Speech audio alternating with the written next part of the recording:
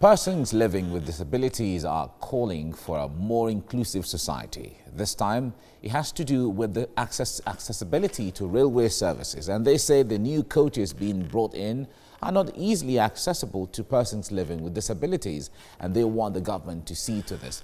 Joining me now to discuss this is a disability policy and legislative advocate and the executive director, Center for Citizens with Disabilities, David Anyele. David, good morning. It's good to have you join me now.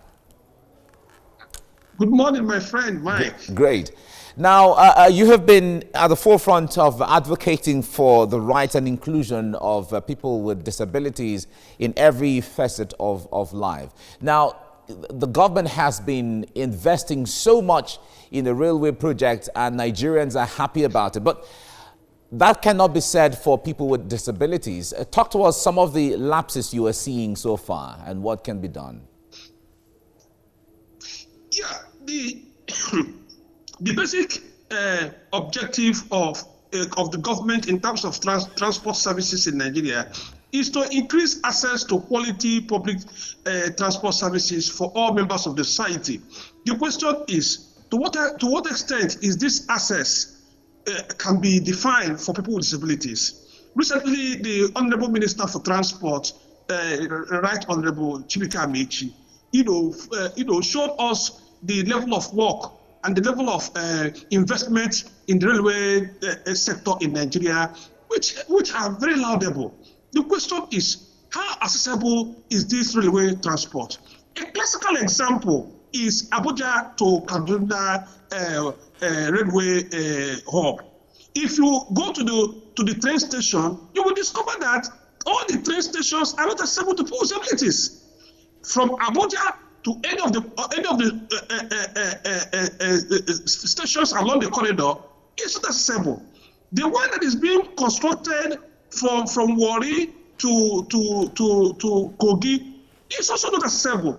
What that means is that in planning, in designing these transport services, federal government of Nigeria did not include people with disabilities in their definition of access to quality transport services. Don't forget that the level of access to transport will determine your level of access to socio-economic activities within the society. Therefore, it becomes important that the federal government of Nigeria take a critical look, recognizing that we have Discrimination Against Persons with Disabilities Prohibition Act, which also provides access to public transportation, so as to identify areas of this gap. In particular, access is very important to us. All right. Now, the president has an advisor on disabilities. How have you engaged with him, being that he's closer to the president, to see how all of this can be done and be looked into? The special assistant to the president on disability matter, Dr. Sam Ankele, is not accessible to people with disabilities. I wonder the kind of services he renders to President Muhammad Buhari.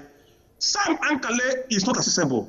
Recall, last year, when in our campaign to get the disability bill passed to sign by the president said that he's not aware that the bill has been transmitted to him, which means that Sam Ankele's access to issues of disability in Nigeria and his advice to President Muhammad Buhari is very weak. Therefore, I'm using this medium to tell or to draw attention of those who are friends of Sam Ankele to ask him to take appropriate measure to put eyes on key issues of importance to the government as well as people with disabilities. Ordinarily, it is Sam Ankele, the senior assistant to the president, that ought to have been advising the ministries, the department agencies on access to people with disabilities in terms of their policies and programs. Unfortunately, he is not accessible to people with disabilities. He is also not monitoring policies of the federal government in order to advise. So it's a very difficult situation. I want to believe that maybe this program will draw his attention to this, and to those who appoint him to serve him, to call him to take measure to advise the president on this issue to ensure that people's disabilities are not left behind. We know there is an act, there is a law, a substantive law on against the discrimination of people with disability. Now, how does that law kick in when we're seeing the importation of coaches, of trains into the country for a public transport system? Yeah, the law provides that public transport, railway, seaport, airport, including land transports, must be accessible to all, especially people with disabilities. What that means is that if operators of these transport services intend to bring in any of the equipment, the first consideration must be given in terms of how accessible these equipments are to people with disabilities. We are worried that the coaches that were brought in, not only that they are not accessible, the train stations that ought to have been constructed in such a way that people with disability will have access is not there. What this tells you is that the transport policy of the federal government of Nigeria discriminates against people with disabilities. Features in the policy that ought to address issues that has to do with access, communication, and the infrastructure development around people with disabilities were not factored in.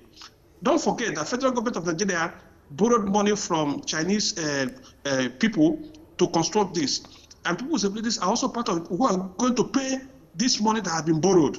So for us to witness this situation that a money that has been borrowed, infrastructure that has been constructed, we are not going to be part of people that are going to use it by reason of negligence in terms of people who designed this facility is very worrisome.